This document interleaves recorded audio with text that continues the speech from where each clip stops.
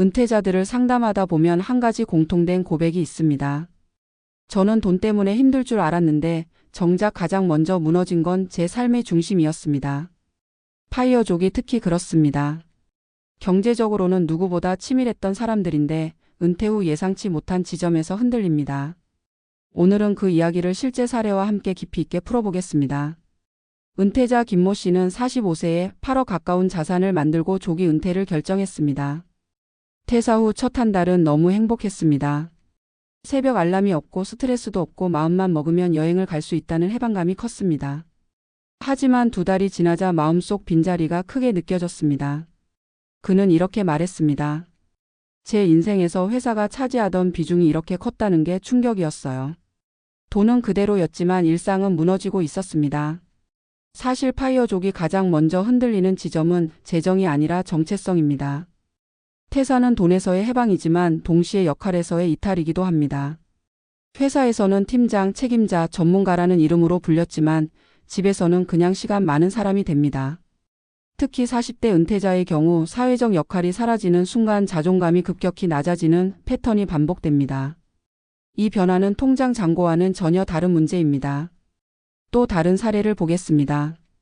IT 업계에서 성공적으로 파이어를 이룬 박 씨는 은퇴 후 1년 만에 다시 일을 찾았습니다. 경제적으로 부족함은 전혀 없었습니다.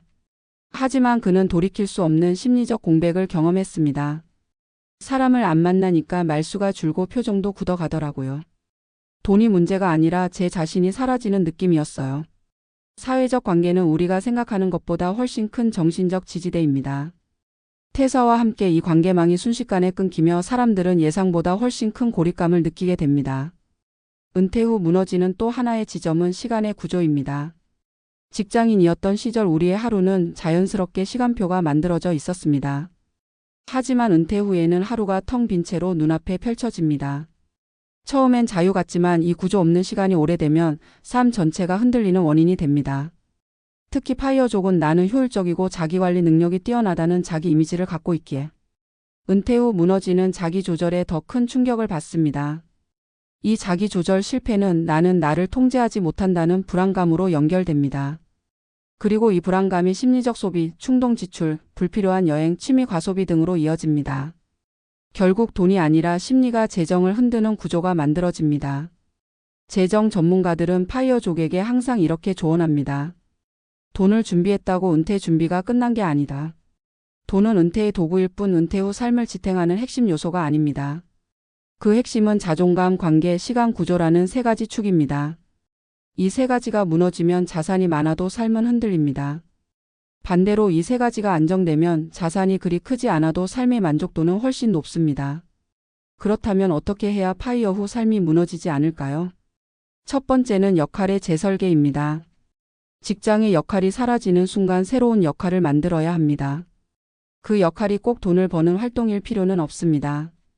봉사, 스터디, 취미, 커뮤니티 모두 좋은 선택입니다. 중요한 건 누군가 나를 필요로 한다는 감각입니다. 두 번째는 사회적 연결 유지입니다. 은퇴 후 관계는 자연적으로 유지되지 않습니다. 스스로 만들고 관리해야 하는 자산입니다. 주 1회의 고정 모임, 월 1회의 취미 네트워크 참여만으로도 고립감은 크게 줄어듭니다. 세 번째는 시간의 구조화입니다. 하루 루틴을 만드는 것은 파이어족에게 가장 중요한 과제 중 하나입니다. 정해진 일과가 없으면 사람은 생각보다 빠르게 무너집니다. 아침 기상시간, 운동시간, 학습시간, 산책시간 같은 최소한의 구조를 반드시 가져야 합니다. 마지막으로 한 가지 중요한 사실을 기억해야 합니다. 은퇴는 돈의 문제가 아니라 삶의 구조의 문제입니다. 우리가 컨트롤해야 하는 건 잔고가 아니라 일상의 축입니다. 많은 파이어족이 실패하는 이유는 예산이 아니라 정체성이었고 지출이 아니라 고립이었으며 경제적 자유가 아니라 심리적 불안이었습니다. 파이어족이 가장 먼저 무너지는 건 결국 돈이 아닙니다. 삶의 균형이 먼저 무너집니다. 그리고 이 균형은 돈으로 살 수 없지만 의식적인 설계와 작은 습관으로 충분히 되찾을 수 있습니다. 은퇴는 도착지가 아니라 새로운 삶의 구조를 다시 설계하는 출발점입니다. 여기서부터 다시 시작하면 됩니다. 파이어족의 삶을 지켜보면 돈보다 먼저 무너지는 것이 왜 정체성인지 명확하게 드러난다. 사람은 단순히 생계를 유지하기 위해 일을 하는 존재가 아니다. 우리는 일이라는 구조 속에서 관계를 맺고 역할을 부여받고 사회적 위치를 확보한다. 이 구조가 사라지는 순간 예상보다 거대한 공백이 생긴다. 많은 조기 은퇴자가 준비한 자산보다 준비하지 않은 마음의 구조 때문에 흔들린다. 상담실에서 마주한 사람들의 이야기는 모두 한 방향을 가리킨다. 통장 잔고는 그대로인데 내면은 붕괴되고 있었다. 한 남성은 퇴직 후 첫 2달 동안 자신이 자유로워졌다고 믿었다. 더 이상 출근하지 않아도 되고 상사의 눈치를 보지 않아도 되며 직장 정치에서 빠져나온 것만으로도 큰 해방감을 느꼈다. 그러나 시간이 지나자 그는 느껴보지 못한 불안을 마주했다. 자신을 설명할 때 평생 사용해온 문장이 갑자기 사라진 것이다. 누구입니까? 라는 질문 앞에서 예전에는 회사명과 직급을 대답하면 되었다. 지금은 무엇을 말해야 할지 몰랐다. 이 작은 질문 하나가 자존감을 갉아먹는 칼날이 되어 돌아왔다. 결국 그는 돈이 아니라 정체성이 가장 먼저 흔들린다는 사실을 인정하게 됐다. 많은 은퇴자들이 이 부분에서 공통적으로 충격을 받는다. 평생 자신을 지탱한 역할의 기둥이 사라지면 스스로에 대한 확신이 급격하게 낮아진다. 부정적인 감정이 들어도 표현하기 어렵다. 나는 회사에서 벗어났는데 왜 행복하지 않지? 라는 질문이 마음속에서 반복된다. 파이어족일수록 이 고민이 더 깊어진다. 그들은 누구보다 치밀하게 목표를 세우고 계획을 만들며 자산을 불렸다. 하지만 정작 자신이 어떤 역할을 잃게 될지, 그 역할이 삶에서 어떤 비중을 차지하고 있었는지는 계산하지 못했다. 재무 계산서에 적히지 않은 항목이 삶의 균형을 무너뜨리는 것이다. 또 다른 은퇴자는 심리적 고립이 삶을 얼마나 크게 흔드는지 설명했다. 그의 통장에는 안정적인 배당 소득이 있었고 생활비 걱정도 없었다. 문제는 하루 동안 단 한 명과도 대화를 하지 않는 날이 늘어난다는 것이었다. 그는 말수가 줄고 표정이 굳어가는 자신의 모습을 보고 깜짝 놀랐다. 나는 외로움과 상관없는 사람이라고 생각했어요. 그런데 그게 아니더라고요. 사람을 만나지 않으니까 내가 점점 사라지는 느낌이 들었어요. 이 고립감은 돈으로 해결되지 않는다. 사회적 연결은 우리가 생각하는 것보다 훨씬 강력한 심리적 안전망이다. 이 구조가 사라지면 인간은 아주 빠르게 멘탈의 균형을 잃는다. 은퇴 후 흔들리는 또 하나의 핵심 요소는 시간이다. 직장에 다닐 때 시간은 거대한 레일처럼 이어져 있었다. 아침에 출근하고 점심을 먹고 회의를 하고 퇴근하는 구조는 자동적으로 하루의 리듬을 부여했다. 하지만 은퇴 후에는 이 레일이 갑자기 사라진다. 넓은 평지 한가운데 놓인 사람처럼 어디로 가야 할지, 무엇을 해야 할지 스스로 정해야 한다. 처음에는 이 자유가 기분 좋게 느껴진다. 하지만 시간이 흐르면 방향과 리듬이 없는 하루는 삶 전체를 흐트러뜨린다. 사람은 생각보다 시간을 스스로 관리하는 데 익숙하지 않다. 스스로에게 부여된 자유가 오히려 압박으로 변하고 그 압박이 불안으로 바뀌며 불안은 소비나 충동적 행동으로 이어진다.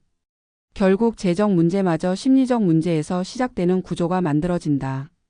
파이어족 중 일부는 은퇴 직후 자기관리 실패에서 오는 충격을 크게 겪는다. 자신을 누구보다 통제할 수 있다고 믿었던 사람들이기에 루틴이 무너지는 순간 자신에 대한 실망감과 죄책감을 크게 느낀다.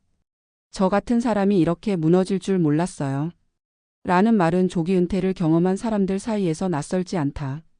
이 실망감은 자신을 실패자로 규정하는 방향으로 이어지고 이는 은퇴 후 삶 전체를 어둡게 만든다. 경제적 여유가 있어도 심리적 기반이 무너지면 삶의 질은 급격히 하락한다. 또 하나의 중요한 포인트는 관계의 변화다. 직장은 단순한 일터가 아니라 가장 큰 사회적 플랫폼이었다. 우리는 직장에서 관계를 맺고 협력하고 갈등하고 성장한다. 이 구조가 사라지는 순간 인간관계의 70% 이상이 공백 상태가 된다. 이 공백은 자연스럽게 채워지지 않는다.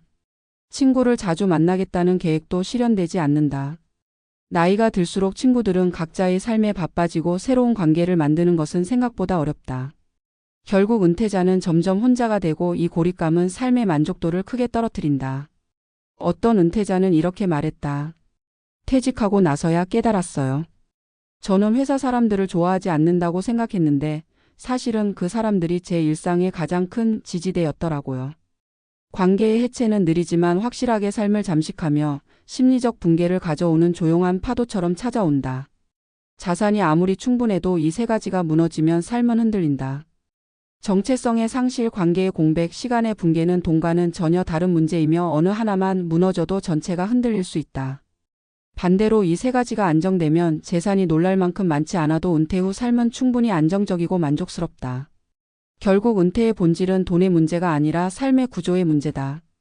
많은 파이어족이 놓치는 지점이 바로 이 부분이다. 자유를 얻었다고 믿지만 그 자유는 관리되지 않으면 무너짐으로 변한다. 시간을 얻었다고 믿지만 그 시간은 방향이 없으면 혼란으로 변한다. 돈을 얻었다고 믿지만 그 돈은 삶의 축을 지키지 못하면 불안으로 변한다. 이러한 경험을 종합해보면 파이어족에게 필요한 것은 재정적 준비만이 아니라 정체성을 다시 세우고 관계를 다시 설계하고 시간을 다시 구조화하는 과정이다. 그렇다면 해결책은 무엇일까? 결국 은퇴 후 삶을 지탱하는 것은 스스로 만든 역할이다. 직장이 사라졌다면 새로운 역할을 만들어야 한다. 작은 취미 활동이라도 꾸준히 해내는 과정에서 사람은 다시 자신을 회복한다. 누군가에게 도움이 되는 일을 하거나 배움을 이어가거나 지역사회 활동에 참여하는 것도 좋은 방향이다. 중요한 것은 내가 어떤 역할을 맡고 있는가라는 질문에 답할 수 있는 상태가 되는 것이다. 이 역할은 자존감을 회복시키고 일상의 리듬을 만들어주며 관계를 연결하는 중심축이 된다. 또한 사회적 연결을 의도적으로 유지하는 것은 필수적이다. 관계는 자연적으로 남아있지 않는다. 사람은 바쁘고 환경은 변하고 나이가 들수록 새로운 관계를 만드는 것은 더 어렵다. 그렇기 때문에 스스로 관계를 관리해야 한다. 작은 모임이라도 꾸준히 참여하는 것이 중요하다. 정기적인 만남은 고립을 막고 심리적 안정감을 준다. 사람은 누구나 연결 속에서 회복되기 때문이다. 마지막으로 하루의 구조를 다시 만드는 일은 은퇴자의 가장 중요한 과제 중 하나다. 루틴을 만들고 스스로에게 일정한 리듬을 부여하면 삶은 다시 안정된다. 규칙적인 수면, 식사, 운동, 학습, 사회활동 같은 기본적인 루틴만으로도 심리적 균형이 크게 회복된다. 구조는 곧 안정이다. 안정은 곧 삶의 회복이다. 많은 파이어족이 놓친 사실은 이것이다. 인간은 돈이 아닌 구조 속에서 살아간다는 것. 자산은 삶을 버티게 하는 기둥이 아니라 삶을 선택할 수 있는 도구일 뿐이며 진짜 기둥은 정체성이고 관계이며 시간의 질서다.